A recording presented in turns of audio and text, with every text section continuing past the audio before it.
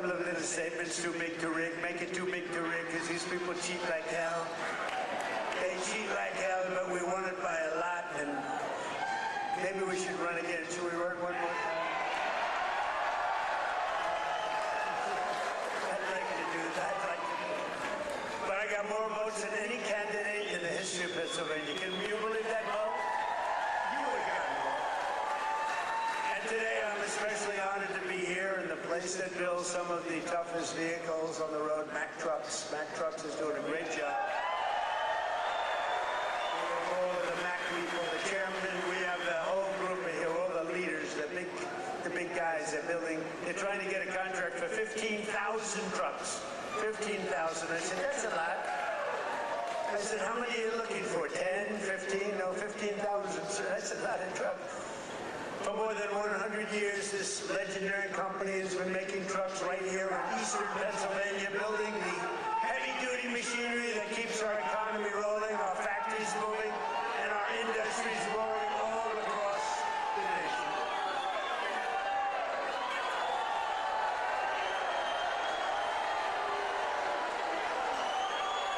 And you are the men and women who put your pride and spirit into those beautiful words, stamped on every Mack truck that said, made in the USA. It's made in the USA. And I want to especially thank the president of Mack Trucks, Stephen Roy, who I just met, who's a great guy, a great patriot, very Republican too, which I like. He's a very strong Republican. Stephen, where are you, Stephen? Stephen. We got to get a certain very talented congressman reelected. You know that. We got to get him. Where are you? Where are you, Mr. Congressman? We got to get you back in. Thank you, and thank you, Stephen. But a very special thanks to every single worker at this fantastic factory. The job you're doing here is incredible. And I know you're applying for a big one, and we'll see how that goes. We'll have to call up some people and see if it's good. If your price is right. Is your price right, Stephen? I don't know. Maybe we'll get it down a little bit. We'll get it down. 15,000 trucks. That's a lot of trucks. But that's what this is all about. It's greatness. You built this country, and you are the ones who are making America great again. We're the hottest country in the world. For decades. For decades, the workers of this Commonwealth watched globalist politicians let other countries rip you off and close your factories, rob your jobs, take them away to foreign lands. And then I came along. We stopped it very quickly. Then we had a rigged election. But they were so stupid they kept everything going a little bit for us. And what we've done in the last year and a half, nobody's ever seen anything like it. They put America first, they put China first, they put illegal aliens first, and everybody else first, but we put you first by a lot. But at long last, you finally have a president who is putting workers first, putting Pennsylvania first, and putting America first. We're doing that, and we're doing that like nobody's ever seen before. And starting on my first day back in office, and this goes all the way back to 2016 too, but right from a year and a half ago, nobody's ever seen anything like this. We're the hottest country anywhere in the world by a lot. But I stood up to the trade cheaters and abusers and violators of the world like no president has ever stood up before. And now I'm standing up again because Iran cannot have a nuclear weapon, if that's okay. And we're doing quite well. I placed 50% tariffs on foreign copper, aluminum, and steel so they couldn't come in and steal your jobs. And sometimes even more than 100% tariffs. They weren't going to come in from foreign lands and steal your jobs. If they wanted to come in, they pay 100%, they pay 200%, they pay I don't care what it is. They're not going to steal your jobs, okay? And they stop.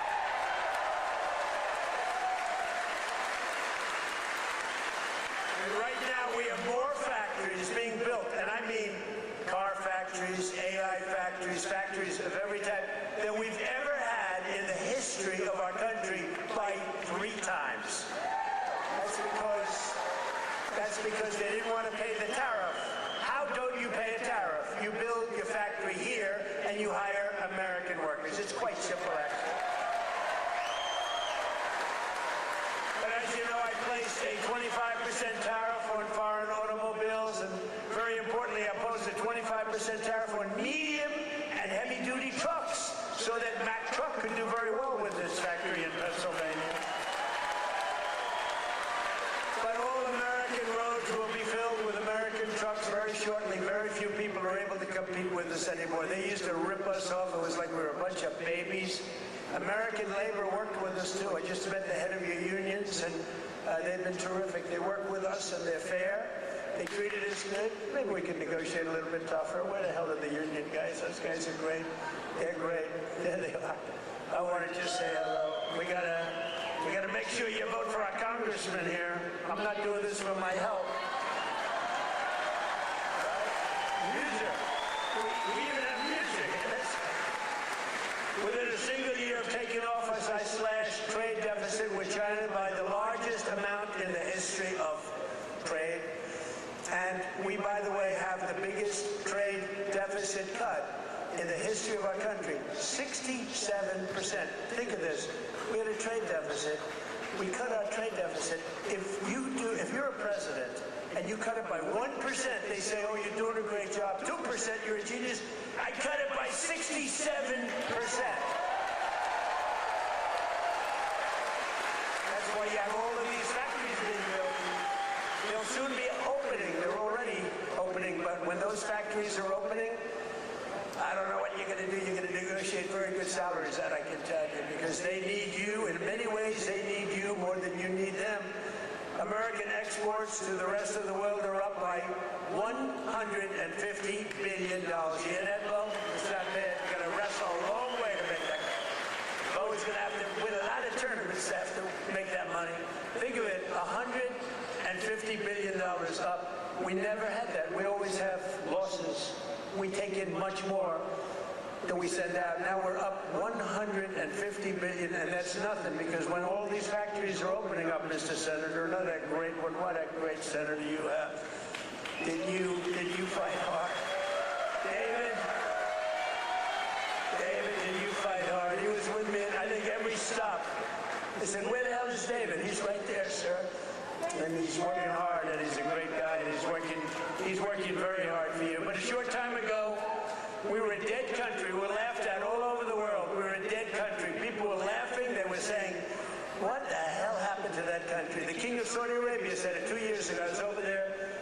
He said, you know, sir, 2 years ago you were a dead country, and now you're the hottest country anywhere in the world. It's true. And we're hotter now than we were then.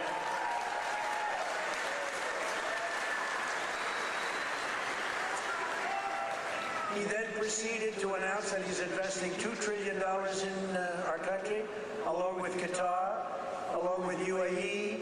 Bahrain is investing, Kuwait's investing, but countries from all over the world, they're all investing in the United States. 2 years ago, they wouldn't even think of it. They thought we were finished. When I went to China 2 weeks ago, I met with President Xi, and we greeted each other, and he looked at me and he said, man, do you move fast. Because they thought they had us, but now it's really the opposite. We are doing numbers that nobody's ever seen before. So we had a great meeting. But as you know, we just achieved a historic peace agreement with Iran to end the conflict in the Strait of Hormuz. And by the way, yesterday, 19 million barrels of oil flowed out of the Strait of Hormuz. A very beautiful.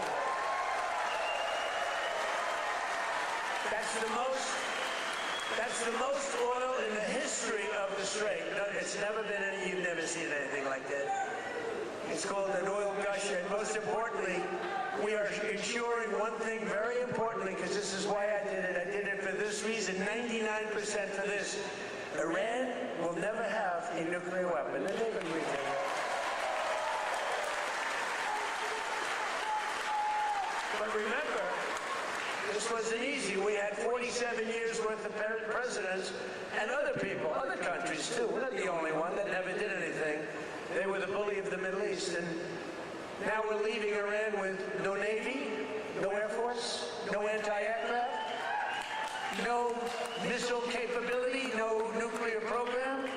We're leaving them without any nuclear capacity, and they've agreed to that. And we're getting along quite well, although if you read the fake news, you never know. Think of it, the fake news, they have no army, they have no navy, they have no air force, they have no anti-aircraft. We can fly over Tehran just at will, nobody going to do anything to us.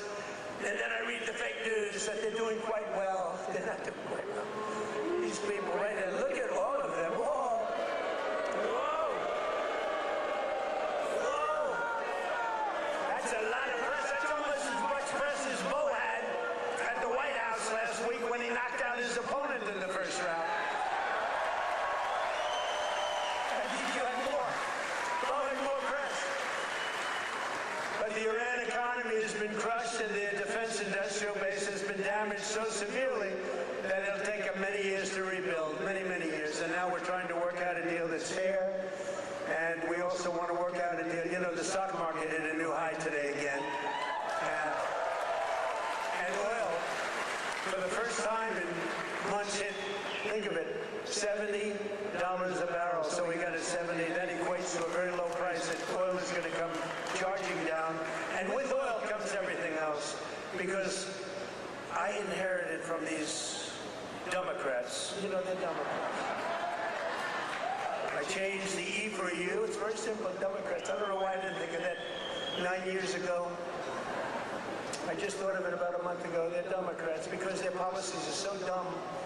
Men and women's sports.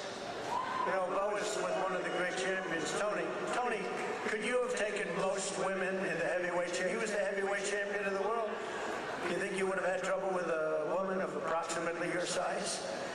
It'd be hard to find a woman of your size, but if we did, I think you would have been okay. What do you think, Bo? Could you have handled it? I think so.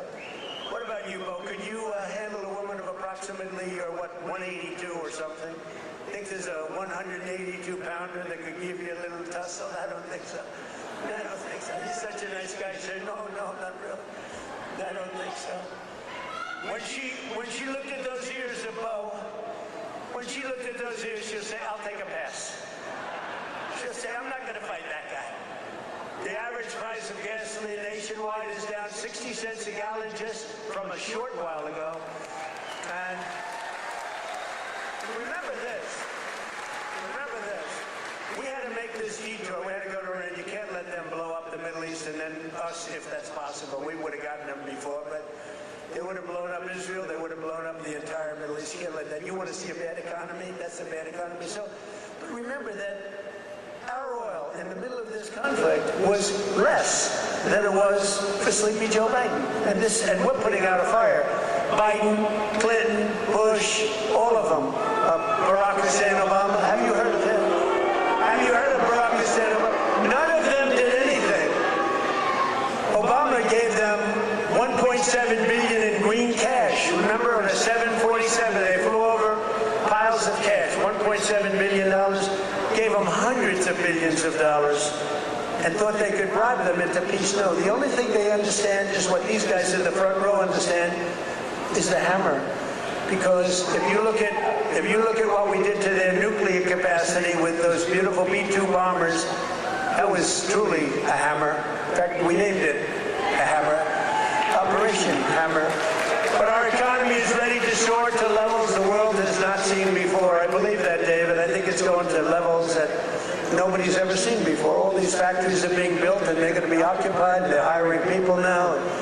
It's going to be something very beautiful. I don't know who's going to follow me, but remember that I was the one that did it, okay? Somebody's going to walk into office and they're going to have the most successful country in history, and they're going to be bragging what a great job they did. And we did it. In 4 long years of the crooked Joe Biden administration, they got less than $1 trillion of new investments. So think of it, Crooked Joe. What do you like better, Sleepy Joe or Crooked Joe? Ready? Sleepy Joe. Crooked Joe. I'm surprised. I like Sleepy Joe better, but they're both good. I use them both. But in less than 1 year, so they did much less than $1 trillion of investment from outside the world. much less than 1 trillion. We just have the final, we had 11 months and 18, but we just got the final $19.1 trillion in 12 months. Can you believe it? Investment from all over the globe. And since the election, the stock market has set 73 all-time records. In other words, yeah, sit down. We got plenty of time. It's an honor that you all stand. Oh, look who we have, the Wall. Stand up, Wall. Look at this guy. I'm going to get a suit just like that guy. I'll bet he's been to 200 rallies.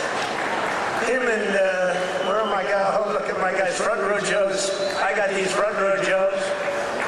And where are the women from North Carolina? They're here. They travel all over the world. I don't know what the hell's with their husbands.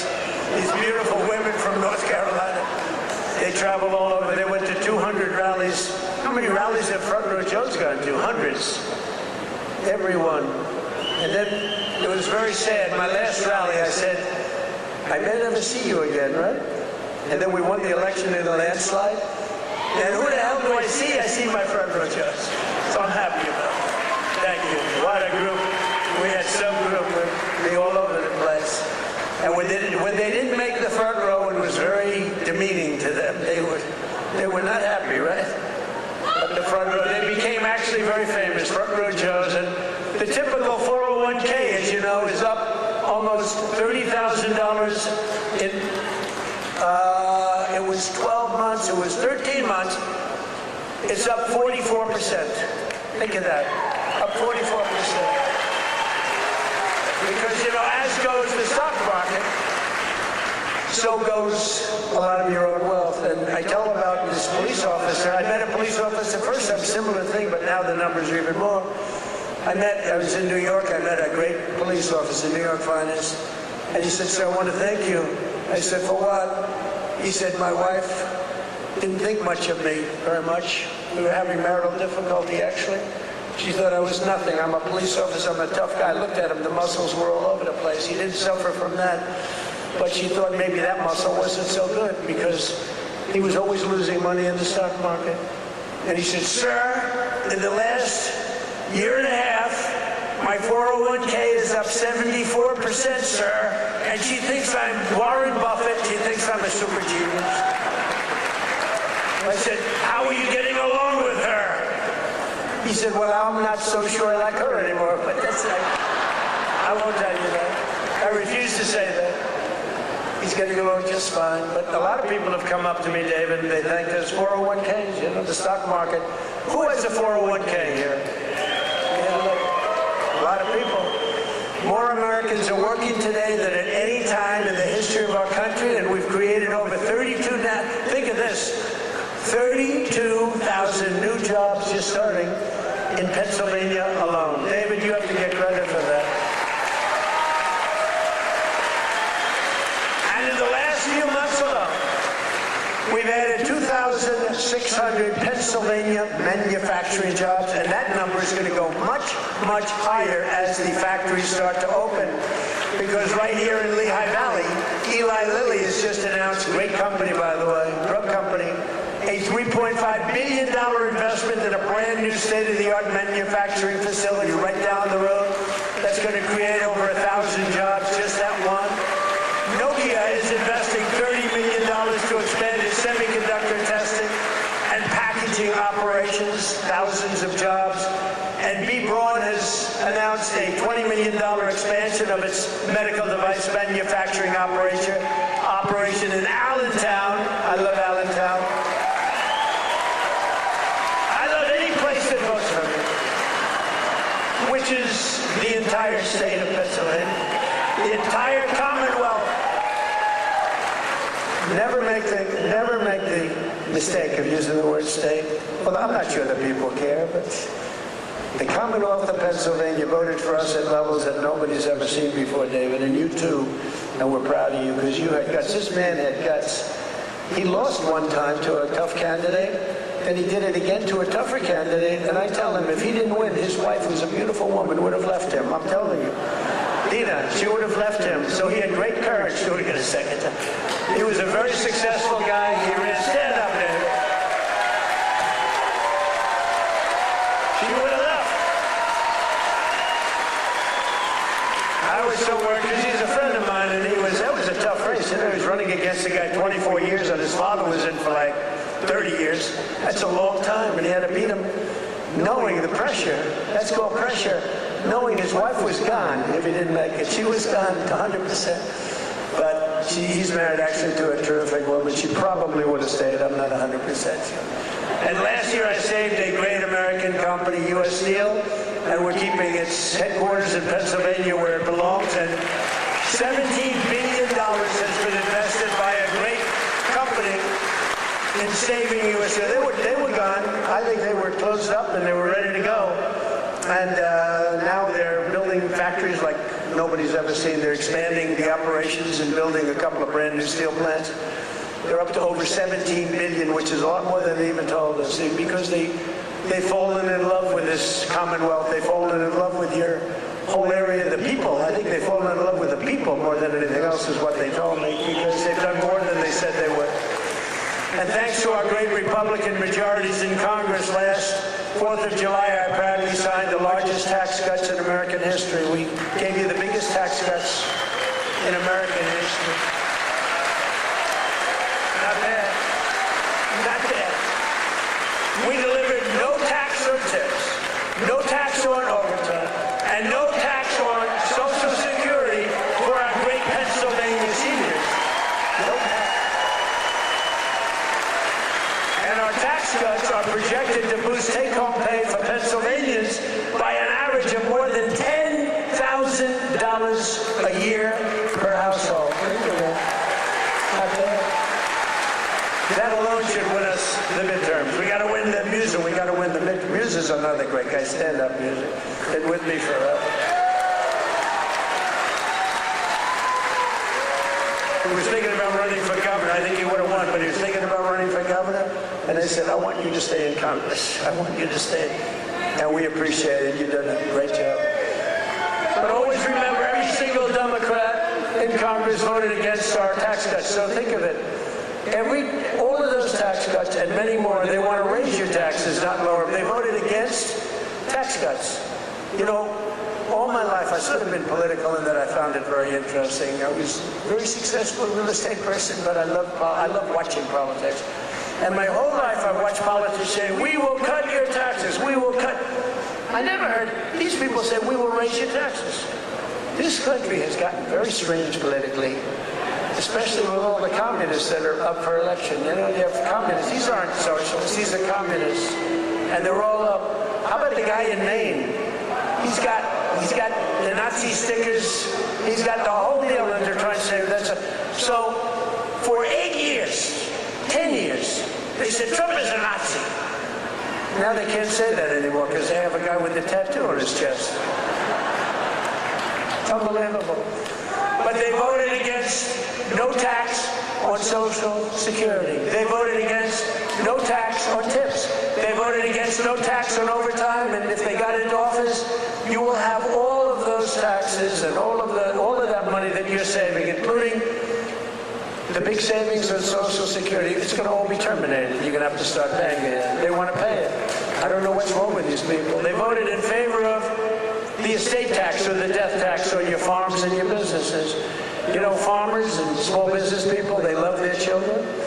If they love them, it's great. Most of the people love them. Some can't stand. I know people that can't stand their kids. They're not going to leave them 10 cents. But if you love your child, you want to leave your farm, especially from these farmers, it's born in them somehow. They want to have their children on the farm. The children don't want to leave, but sometimes they're land rich and cash poor. You know, I've known that expression too. I've oftentimes been land rich and cash poor. It's not a good period of time. And you die and you have an estate and they tax you at 40, 50, 60%. And they end up losing their farm, losing their small business. And in many cases, you don't read about this, they commit suicide. They actually go out and commit suicide because they're forced off their farm by a bank. They have to go out and borrow money from a bank. And they're forced to go out, borrow the money. They're unable to pay the loan at the bank. Even if it's a nice bank, they give them a chance, they give them another chance, and then they ultimately foreclose, they lose everything, and in many cases, they commit suicide. And I said, we're not going to have that crap go on. So you have no estate tax to pay on your small farm, small business, on your farms, your businesses. And you can, if you love your children, you can leave your farm or your small business to your child, and they're not going to lose it. If you don't love your children, then don't listen to what I'm saying, because it doesn't matter. If you don't like them, don't leave them anything. The hell with them. They probably deserve it. But think of it, the Democrats voted against the border wall. The border wall gave us the safest border. We have the safest border now in the history of the country.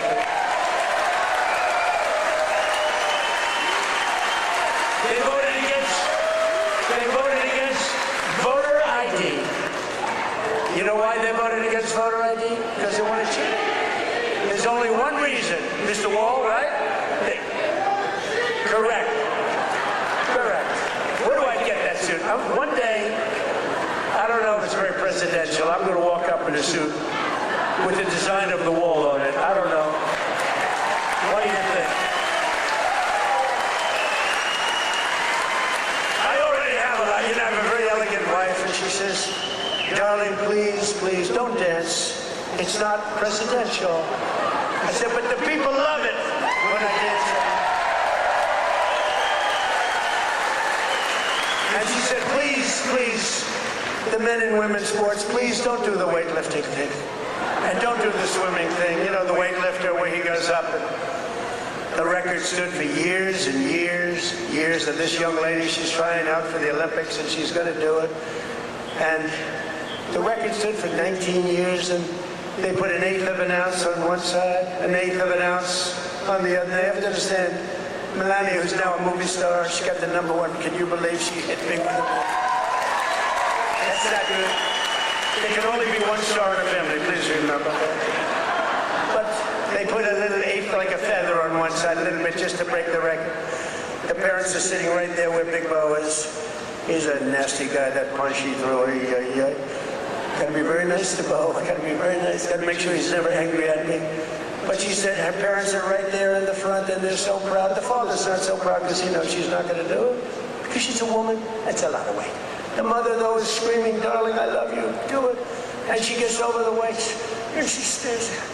And then she gets him, and she gets him. And the mother's screaming, darling, I love you, darling. And the father's looking, saying she has no chance. And she's like this, you see it? Drops him. And she's like devastated for the rest of her life. And then a guy comes along who transitioned. That's the term. I've gotten very good at that term. I used to take a lot of heat for my definition of the movement over. But he transitioned. He was a poor, very poor, bottom of the line, male weightlifter. But now he's a female weightlifter. And he looked at the amount, I think it was like 210 pounds or something like that. Well, that's a lot for a woman, but not that much for a man. You could do it with one hand. And he goes, looks down at the weight.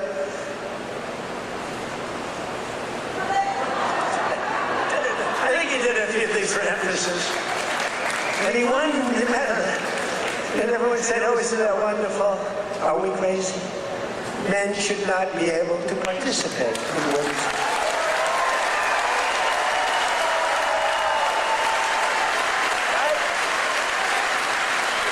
That's a 99%. You ever hear the fake news? They say, that's an 80-20 issue. No, it's not. It's 99-1. You know, I've been doing politics now for 10 years. Not that long, considering I've won 3 elections. You know, so we done. But we did great in the second one. It was a rigged deal. But pretty short. But with all of that, and all of the time I spent speaking to people, they say, sir, could you cut taxes on this? Could you get me a tax deduction on a car loan? I did that. By the way, I did that. Have you borrow money to buy a car? You get it. All these things. They asked me for hundreds of things. Not once did anyone ever come up to me and say, sir, please, this is so vital. You have to be able to have men play in women's sports. Please, sir, could you pull that off? I've never had anyone ask me for that. So I say it's a 99-1 issue, not 80-20. The fake news back there, they say, oh, that's a tough issue. But I don't like talking about it because I want them to continue on with that. I want them to continue on with the, you know, they're in favor of the mutilization of your child for transgender purposes, the mutilization of your child. And I would say politically it's a very good thing to run against a person that's in favor of that kind of stuff. So we let them, we don't bring it up during off political seasons, but we have a political season coming up, and they'll be doing all of that nonsense, and they're going to lose a lot of elections. And now if you look at New York, we have all communists running. They're all excited. They're going to win their primaries, but I can't imagine they can beat a normal Republican. So I think it's a good thing, Musa. What do you think? I think it's a good thing. Wouldn't you like to run against somebody like that? Well, Shapiro's not that much better, to be honest with you, but I will. They're all being forced. They're all being forced. A guy like Shapiro, he's going to be forced to the left. Otherwise, he's not going to get the nomination. But they voted against proof of citizenship. Think of it. We'd like to have proof of citizenship. You walk into the voting booth. Would it be okay, sir, if I looked at you and said, how dare you ask me for my citizenship?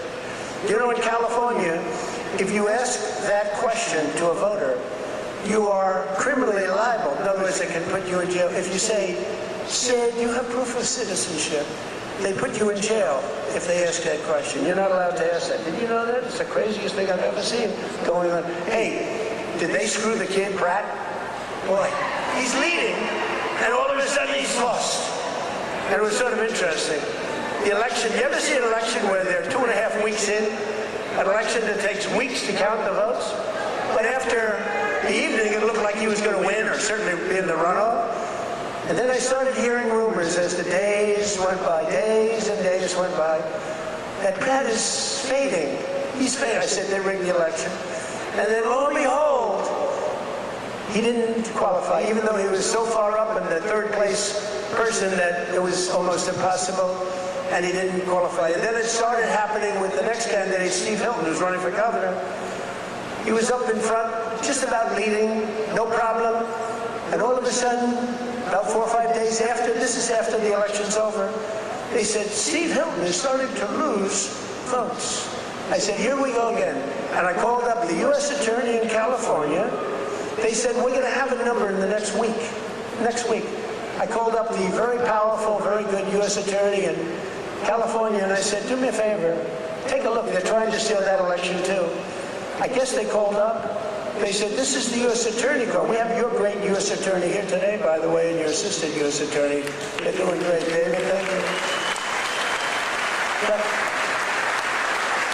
So over the next week, he was definitely going to lose, but the U.S. Attorney called. We want to check your votes.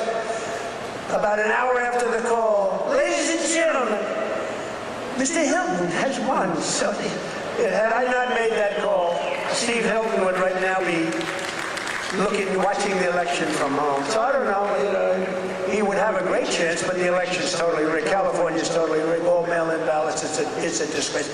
We got to pass the Save America Act, okay?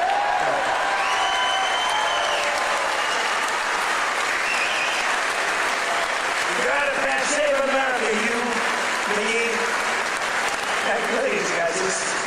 What love. A friend of mine is a very big real estate developer, but he's got a problem with speaking in front of crowds. He chokes, he chokes like a dog. He said, how do you do it? I say, it's easy, because there's so much love in the room. There's so much unbelievable love. It's easy. He's got this tremendous fear of speaking. He said, the guy's a major player. Most of you have heard of him. And he's a killer. He destroys people for a living. Financially, not physically. Physically, he can barely walk. He's a basket kid. But he's up here. He's very smart. And he destroys people. Very rich. But he can't get up in front of a crowd and talk. I said, what's wrong with you? He said, I don't know. I have a fear of crowds. You believe it?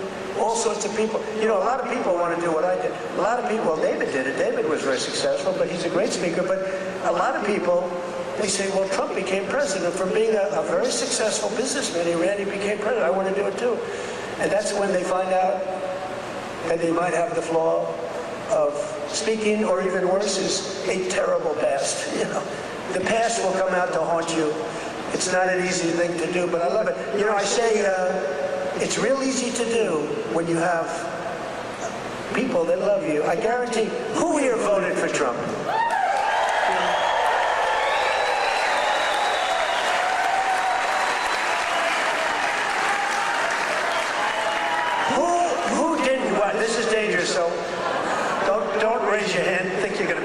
because you might be a big problem, and they'll blame me for causing problems.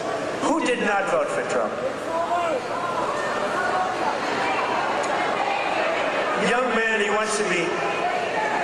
He's a young man, he thinks he's been cute. As he gets pounded on. No, he just said, no, I did. I was the first. He said I'm the first elect. But the Democrats voted in favor of Iran having a nuclear weapon, and they voted against military spending, but I overrode that. Let me tell you, if the Democrats get in, your 15,000 trucks that Mr. Roy is looking to get are dead. They're not going to have 15,000. They're not going to have 15 trucks. They'll be back to the number I originally guessed, right? How many are you making? 15? 15,000 trucks will be down to nothing, zero. And they'll make you put electric on it, electric, so that when you're in the middle of a jungle someplace and you need a charge, where's my charging booth? As opposed to carrying a nice tank of diesel on your back, throwing it in and taking off, right? Where's my charging booth, they'll be saying. They created we created the strongest military in history, and you see that with Venezuela, one-day operation, like, right? Good army. And now we're making a lot of money with Venezuela, and Venezuela's doing great also. It's a happy country now. But it took us exactly 48 minutes to win that war. We're the greatest military in the world, 48 minutes.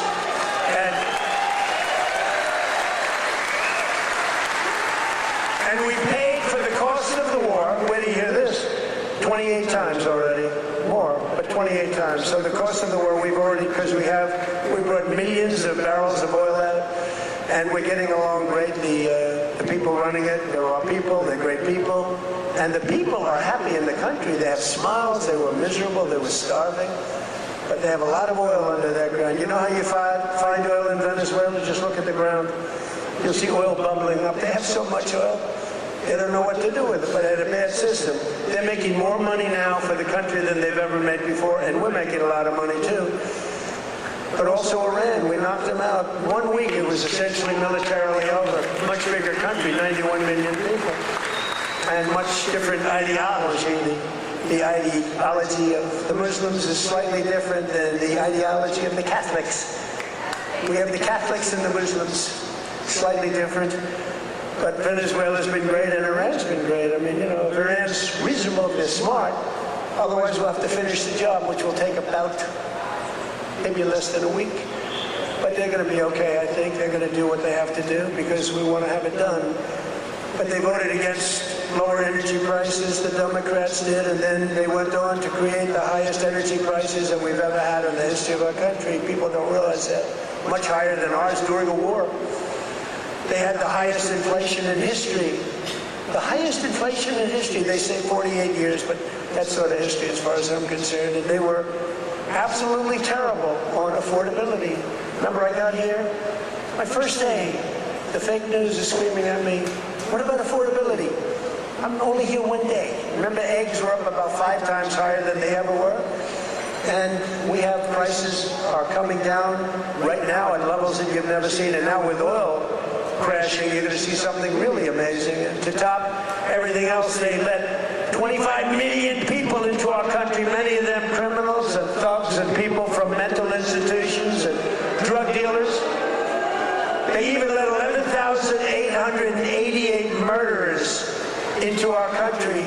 Murders, 11,888, more than 50% of which have killed more than one person. And I've gotten the worst of them out, and we've gotten them out, Tom Homan and our whole group of people.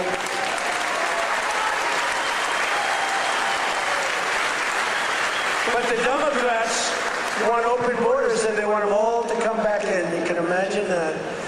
The people of this Commonwealth will never let that happen again. What they allowed to happen to our country, we can never allow to happen again. As an example, the war with Russia and Ukraine would have never, ever started if I were president. We can never let elections get rigged again. But we're pleased to be joined today by one of those Pennsylvanians who's benefiting from the historic tax cuts, Sergeant Sam Elias, with the Bethlehem Police Department. He's a great guy. Sam works the night patrol so that he can help his wife take care of their 6 beautiful children during the day. And I'm told the youngest is named Melania. Can you believe that? You named Melania. Where did you come up with that one? After our great First Lady. So Sam is taking home thousands of dollars extra because of no tax on overtime. And Sam, do you want to come up and say a few words? Come on up. Come on up.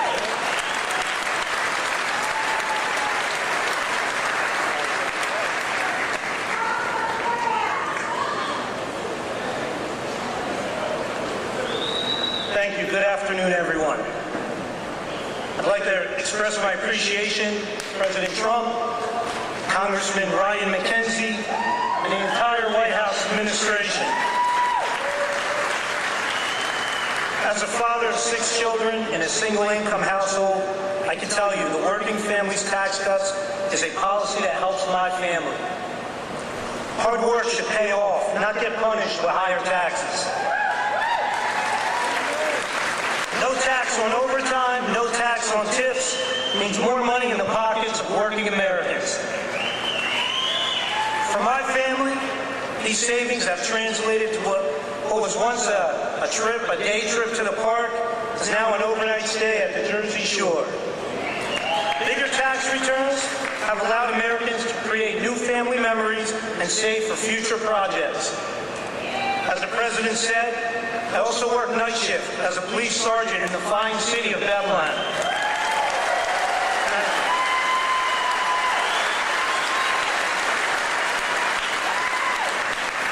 A shortage in police recruitment has left our department depleted of officers.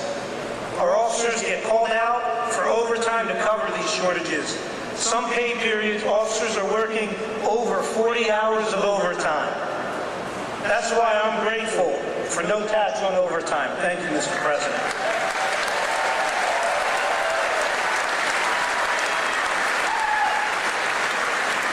I'm also thankful for the support President Trump and Congressman McKenzie have shown for law enforcement.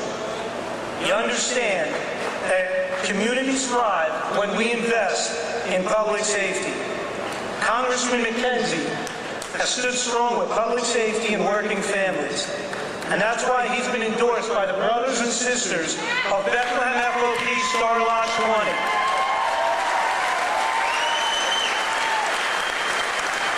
Congressman McKenzie has been on the front lines in supporting public safety. He secured $700,000 for the Bethlehem Police Department for much-needed technology and equipment upgrades at our police department, along with bringing home $1.6 million in funding for volunteer firehouses and infrastructure.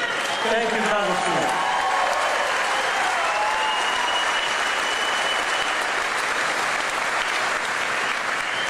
I'm a very grateful American, a son to Lebanese immigrants who came to the United States 50 years ago in pursuit of the American dream. My 80-year-old father is here with me today.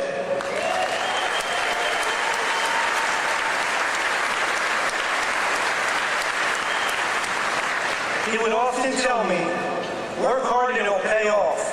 Well, 50 years later, thanks to President Trump and Congressman McKenzie, my father's dream has come true. I thank you for that.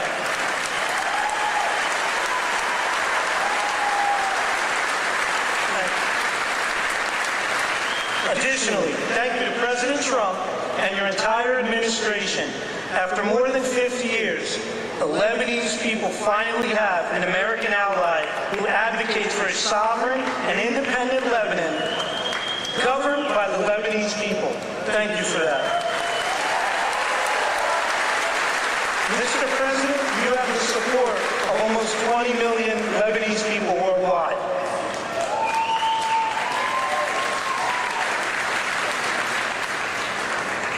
Leadership is more than a title, it's action. I'm grateful for the actions coming from President Trump and Congressman Ryan McKenzie. Your actions have prioritized the American dream. Less taxes, safer communities, and America First policies. I thank you, President Trump. Happy belated birthday, and happy birthday to the United States of America. Thank you, and God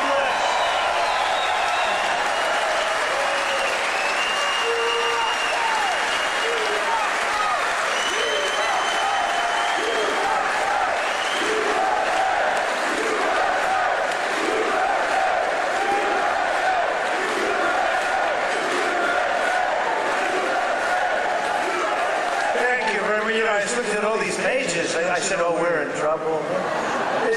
But you know what? That was good. That was a good job. I was a little worried when I saw the pages at the page.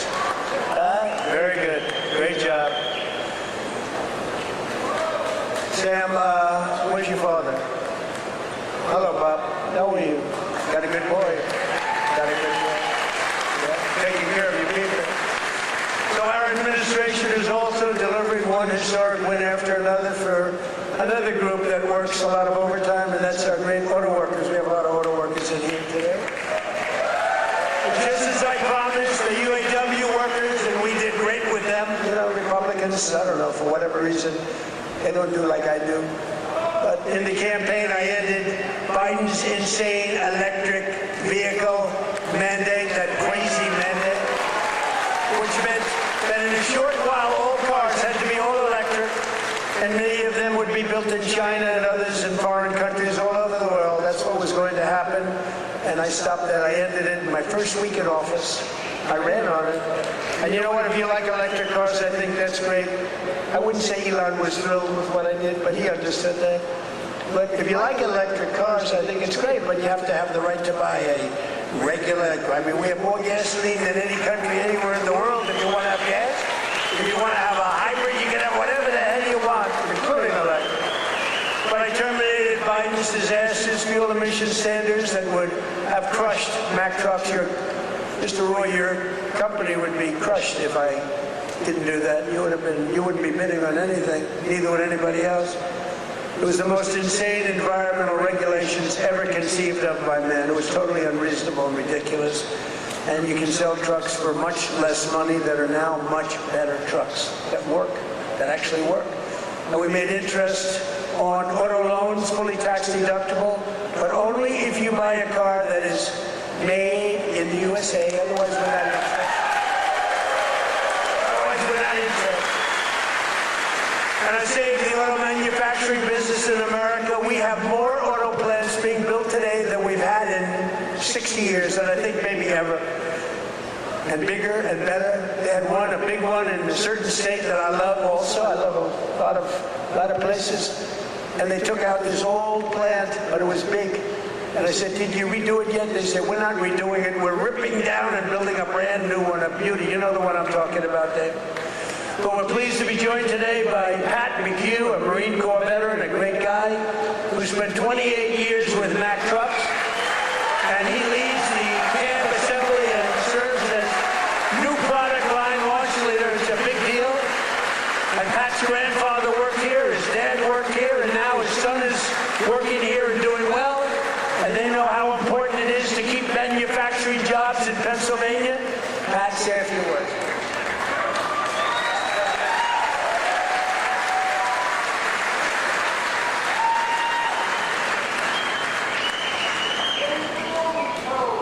Wow. Good afternoon, Mr. President.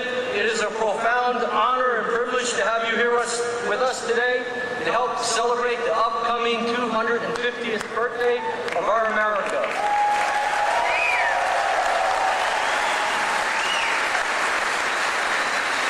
And most recently, our 125th anniversary of building Mack Trucks.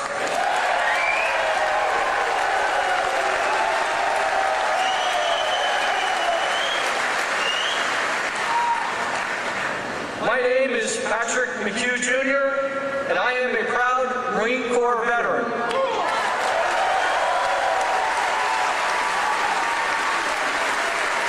In addition to that, though, I am an even prouder Mack Truck employee.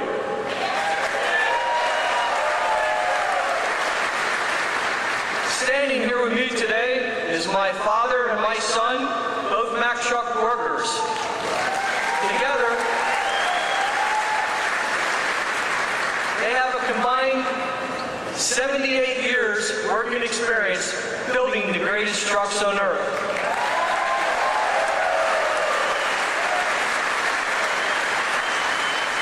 You can say Mack Trucks runs in our blood. At Mack Trucks, we work hard to build the trucks that help build America. And we are proud that those trucks are built in the United States of America.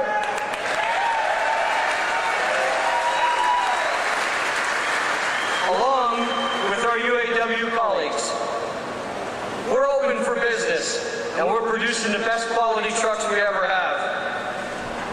On behalf of our entire team, we warmly welcome you to our plant, Mr. President, home of the finest trucks in America, built by the most skilled and dedicated workforce in the trucking industry.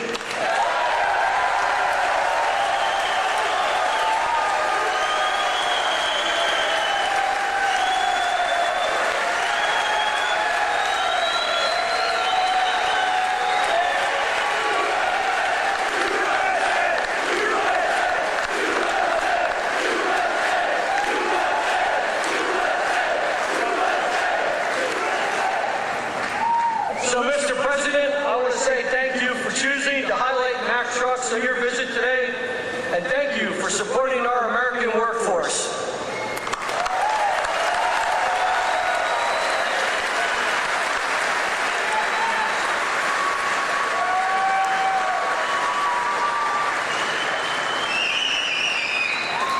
Thank you, Pat. That's a good family. That's a great family. They're proud of your company. I want to also thank two people, very special people, because I know them and I know what they do, and it's not easy, but they've done a great job. David Durgan and Timothy Herzog of the UAW committee. Where are you guys? Thank you.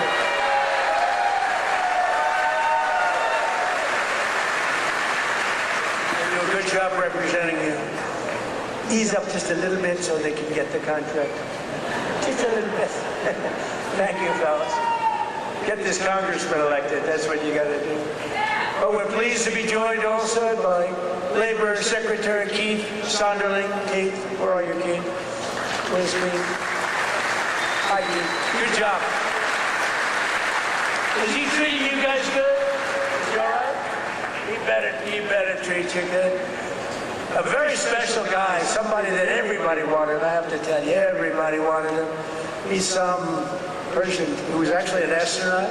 He went out, he made a lot of money because he's smart, and he's now the NASA administrator. You saw that rocket 2 months ago up and go around the moon in record levels, the furthest any ship has ever flown, and come back, and he's working very heavily on the moon, but what he's done with NASA is amazing. And he's a very special person and a brilliant one, Jared Isaacman. Jared, thank you.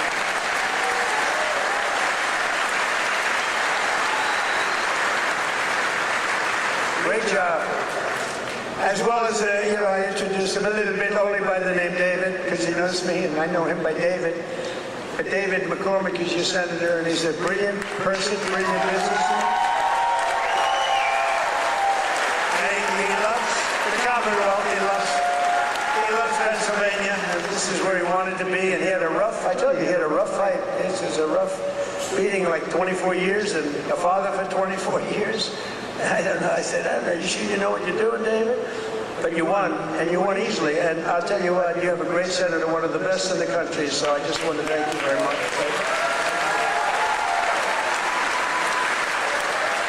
And 4 warriors for Pennsylvania in Congress. These are warriors. Lloyd Smucker is here. Lloyd, thank you. Thank you. John Joyce is here. John, thank you. Dan Muser is here. Thank you. And these guys are all in good shape, but we got to get Ryan McKenzie elected. We got to get Ryan. I'm not here for them. I'm here for him. We got to get Ryan elected. Run up here, Ryan, fast. Nobody wants to hear you. Come on, just run. Nobody wants to hear you, Ryan. Do what David did. He'd go up for 1 minute. Thank you very much, everybody. It's nice to be here. And everybody thought he was the greatest speaker. Okay. Well, Mr. President, I can't thank you enough for coming here to the Lehigh Valley, highlighting the great men and women of Mack Trucks, doing all the work that you do in Washington, D.C. for our veterans, our first responders, and everybody across this country to continue to maintain America as the greatest country in the world. You are the president that is fighting for all Americans. Thank you for being here.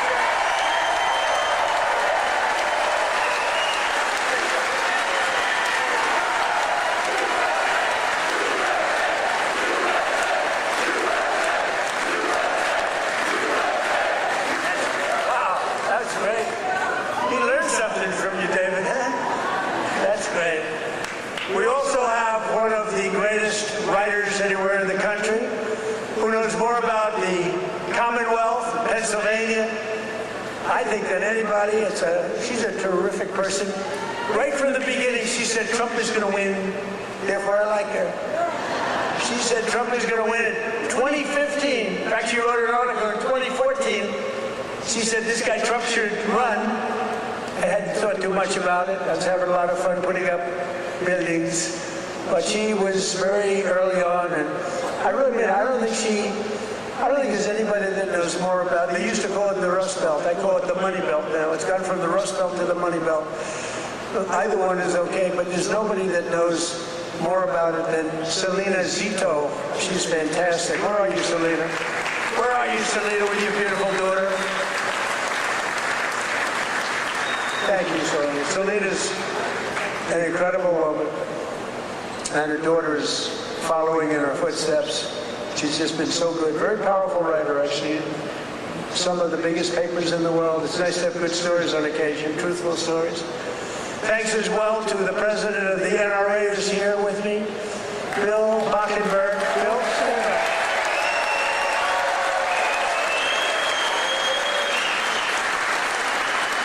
And they always give me their endorsement because I saved the Second Amendment, and you think it's easy. On occasion, it was not easy, right, Bill? But we did it. We did it with your help. And we're doing a couple of other things, working with you and your people. But I think you've done a fantastic job. The NRA, everybody, they really have been. They've been with me right from the beginning. And Bill asked me would I support the national right to carry legislation. How do you feel about national right to carry?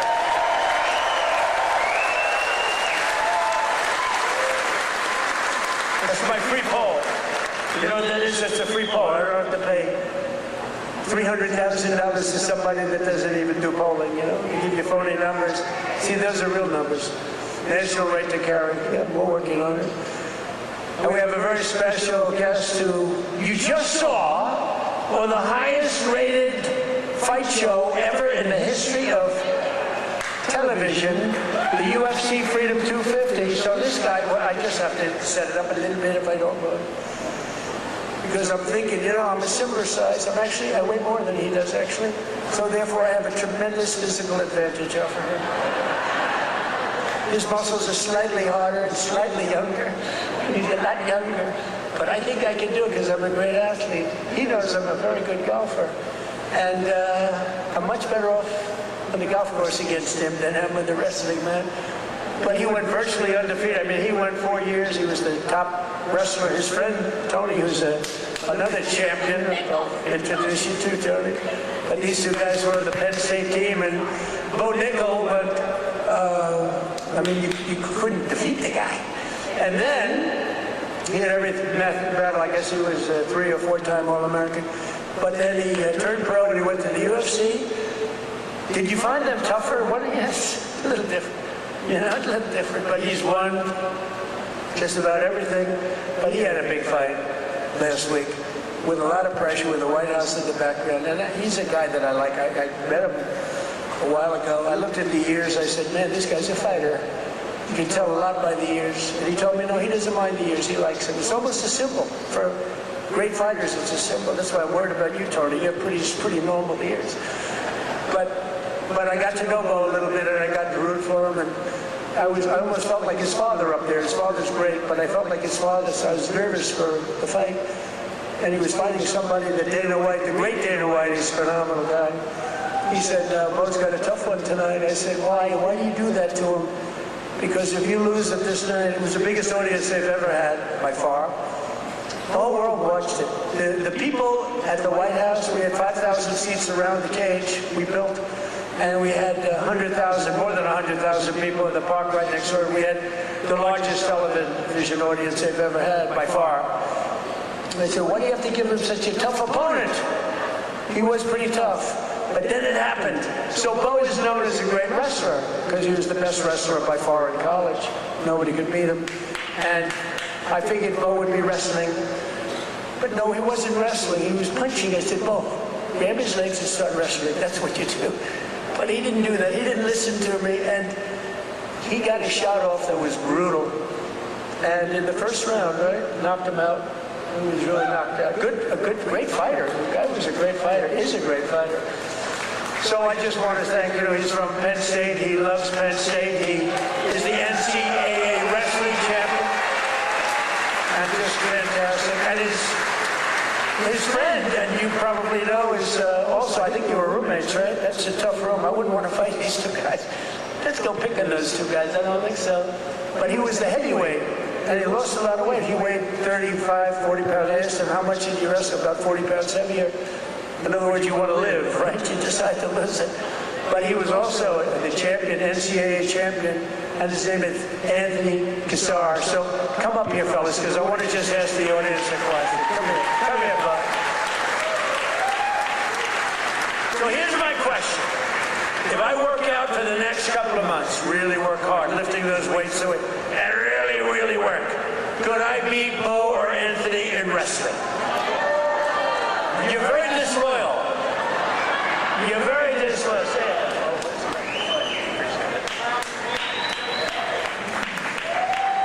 Wow, what an honor to be here. I think walking up here, I was almost as nervous as the fight, but it feels like a fight. Yeah, it feels like it, but this is exciting. I'm grateful to be here with everybody. So grateful to President Trump for making an event that, in my mind, never seemed possible happen. UFC Freedom 250 on the White House lawn. Unbelievable. I don't think there are too many presidents that have the courage to do something like that, and just so unbelievable. For me, both my parents were high school teachers. My dad was a wrestling coach. My grandpa was a wrestling coach, and I grew up around sports and just competing from 5 years old. And so to be able to do something like that is a dream come true, and it's just through hard work, effort, discipline, and a lot of time in the wrestling room, a lot of time in the cage that I was able to do that. And that's really because America is the land of opportunity, and if you set your mind to something and you feel passionate about what you do, you can accomplish anything. And thank you. I don't want to take too much time, but I want to tell a quick story about the first time I met President Trump. It was in 2019 at the White House, and our team and I won the Nationals, the NCAAs, and at Penn State we are. And we were given the opportunity to meet President Trump, and it was really special because he took a lot of extra time to talk with us as wrestlers. I think he respected the wrestlers a lot, and I told him that when I'm done wrestling I was going to fight, and he asked me if I needed a manager. And I thought that he has better things to do than that, but really since then I feel like we've had a special connection that I'm extremely grateful for. And fast forward 7 years, I'm fighting on the White House lawn, and I turn and look at my corner, and President Trump is right next to him.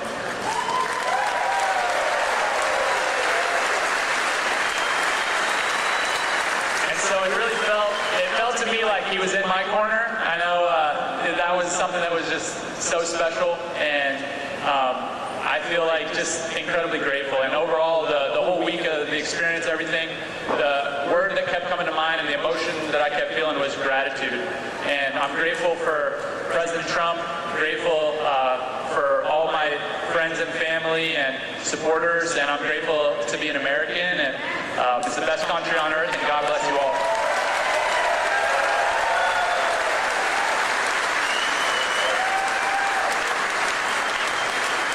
How's everybody doing? This is an awesome crowd. I'll keep this really short. It's just an honor to be here. Bo and I have been roommates since our freshman year at Penn State, and I never could imagine this, but it's an honor to support Mr. President, this great nation, and the American workers that build the foundation of the United States of America. So as a small business owner, real estate investor, I just want to thank President Trump for the big, beautiful bill, all he's done for small business owners. And most importantly, I pray that God will continue to bless him and guide him to lead this great nation, and God bless all of us. Thank you.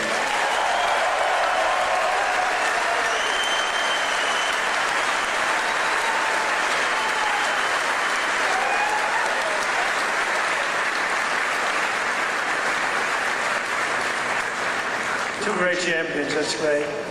It's good to have them here, too.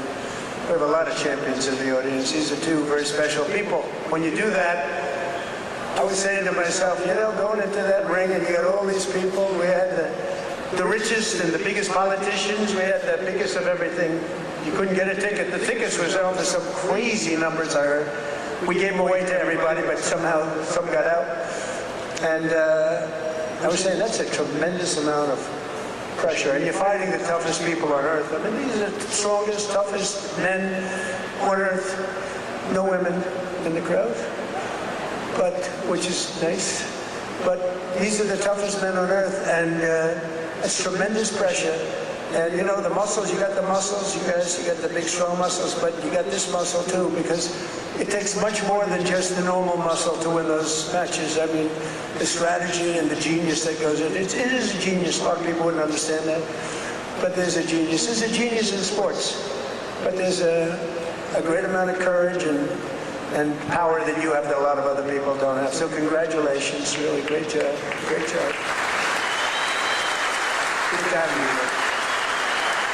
In everything we do, we're once again fighting for the people of Pennsylvania, and that includes our amazing Pennsylvania oil and gas workers. And I ended last administration's war on Pennsylvania energy, and I signed an order to drill, baby, drill. That's what we did. You help. The United States is now the #1 producer of oil and gas on earth, larger than Russia and Saudi Arabia combined by a lot. Look at that. Who would have thought that? We were in 4th place. Now we're larger than, and that doesn't include Venezuela. Include Venezuela once because it's essentially should be included. I also ended the war on clean, beautiful Pennsylvania coal. In fact, in my administration, you're not, because you know coal was dead. China uses it, other countries, very successful countries use it. The unsuccessful countries use wind, and those beautiful windmills that blow round and don't do anything, except cost you money. Every time it goes around, you lose $10. You're supposed to make money with energy, not lose money. No, wind is every country that's using wind is a disaster. Every country that's using our beautiful substances from underground are doing very nicely, thank you. But in my administration, you're not allowed to say the word coal without preceding that word with the words clean, beautiful. So you say clean, beautiful coal. You're going to have Secretary of the Interior, Doug Burgum, who's fantastic, and Chris Wright, and they made a speech about coal, and they mentioned coal like 50 times in the speech. It's all about coal. And they kept saying, clean, beautiful coal, clean, beautiful coal. I said, no, it's enough. It's enough.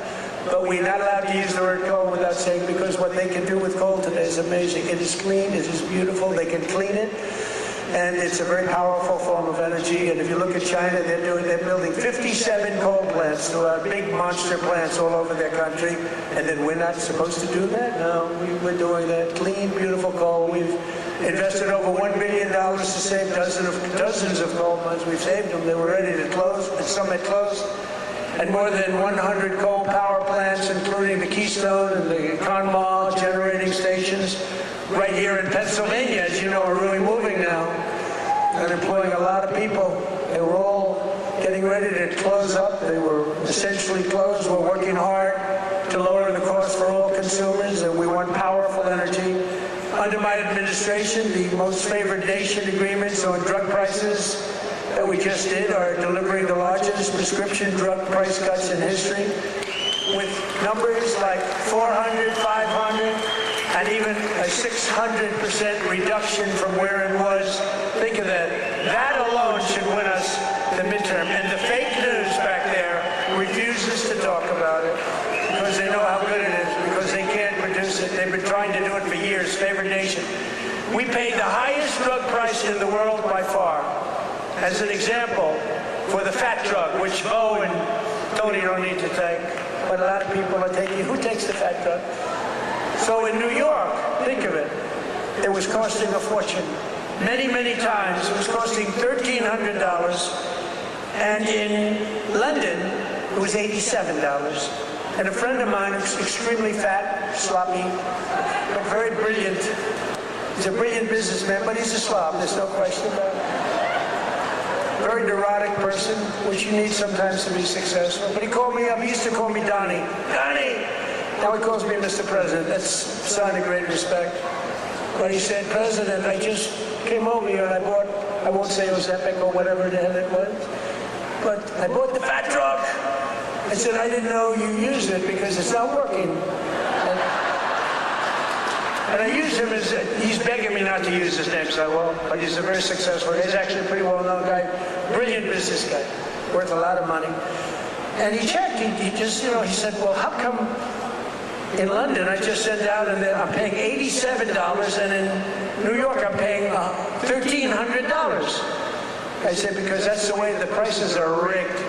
And it's rigged, the whole world is rigged against us. And I said, but you know what? You brought it out better than anybody can bring it out because I've been looking at it. They all said it was impossible to do. And I went to the drug companies. I said, well, it's not going to be any more. You're going to raise their price a little bit. You're going to lower ours a lot because the world is bigger than us. So it really worked that way. And they said, well, we'll do it. They were very unhappy, but they knew I wouldn't get it from the countries because you had to get it from the countries. Then I went to France. I said to a very nice man named Emmanuel Macron, I said, Emmanuel, you got to raise your prices on drugs. Of course I will not do that. Why would I do that? Because it's unfair. We're paying 10 times more than you. And you're going to have to raise them a little bit. We're going to drop ours a lot. He said, no, I will not do that. I said, yes, you will. He said, I will not do that. I said, yes, you will. We're putting a 100% tariff on all wines and champagnes coming into the United States. He said, yes, I will do that. Okay. And I had the same conversation with Germany, with every country, with UK. Every single one of them within 5 minutes agreed to do it. Nobody could believe it.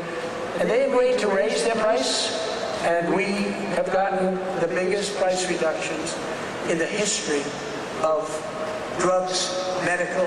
Nobody's ever seen anything like it. So instead of paying $1,300, you'll be paying about $175. Nobody's ever done that before. And this is on many, many trucks. A pill that sells for $10 in London and selling for $150 in Texas, any place, it's all the same in the United States. They basically discriminated, so now instead of $10, it goes to $20, because again, the world is a big place. And we would bring ours down to 20, from like 150 down to 20. This is the kind of price reductions you're getting. Go to Trump.com, by the way. And I didn't name it. That was Bobby Kennedy that did it with Dr. Oz. Everyone thinks I named it. I did not name it, but that site is through the roof. And these are the biggest price reductions in the history of our country for anything having to do with drugs, prescription medicine. So that alone should win the midterms. And there's a real chance that they would end it because they're totally controlled by these foreign countries, the Democrats. So starting next week, weight loss drugs will be available for just $50. Think of that. For seniors who previously had to pay $1,200, $1,300, $1,400, couldn't pay it. Think of that. Now, they don't want to write, look, they turn the cameras off when they talk about it because they don't want good stuff for us, because they don't want us to win elections. And why, I don't know. Why they want to have people pouring into our country, why they want to have high taxes, why they want to have all of these problems that took place over the last 4 years in the last administration, one of the worst administrations in history. But the other ones wouldn't be much better because they have all of these crazy policies. They've gone communist. But just over 1 year ago, we inherited the worst border in history, but I quickly turned it into the most secure border in the history of our country by far. Almost nobody's ever going to get it. And in the past 13 months, and this is a chart kept by generally Democrat people, in the past 13 months, 0 illegal aliens have been admitted into the United States.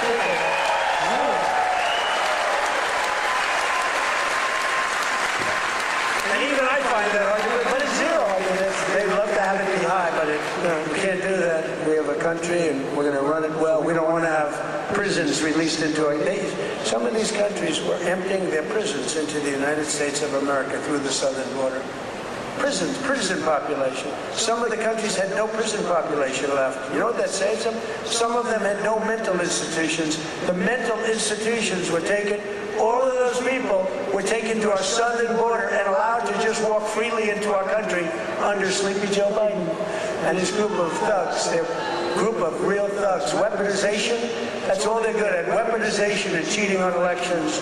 In 2025, we achieved the largest drop in the murder rate ever recorded in the history of our country, despite the fact that we haven't gotten all of these criminals out of our country.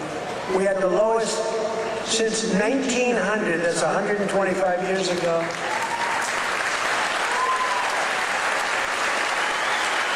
And we cut the flow of fentanyl across our border by 56%. That's a big number.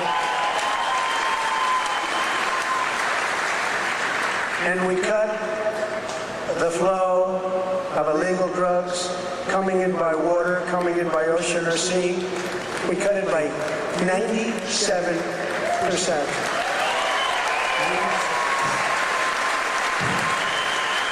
97%. It's very drastic, but people aren't traveling that way too much anymore. We have the most powerful. I built the military in my first term. We used it in my second term, more than I thought, but we have no choice. We have no choice. But think of it, we cut fentanyl. For years they've been interdicting. They've been grabbing boats, bringing them in, putting them in court. They go out by the same night, they're back, sending drugs by the ocean, by the Gulf, by the sea. And now it's down 97%. And we're looking for the 3% because I think those 3% are more brave than Bo Nickel was any day. The 3% of the people that are willing to get into a boat to deliver drugs now, they are the bravest people perhaps anywhere in the world. But it won't happen long, but what we've done is amazing. Our military, we have the greatest military in the world. We have the greatest law enforcement in the world.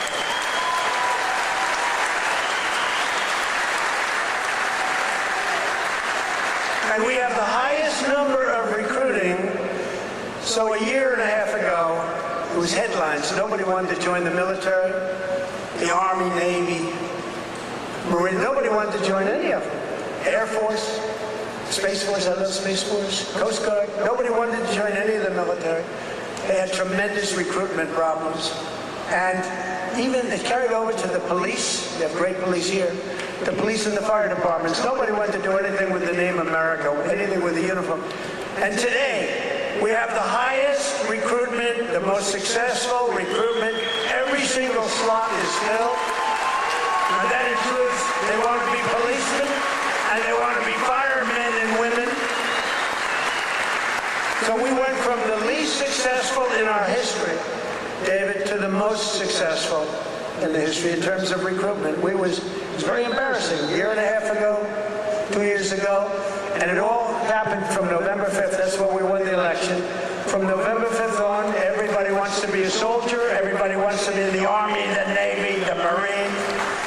They want to fly the jets in the Air Force. The Coast Guard is hot.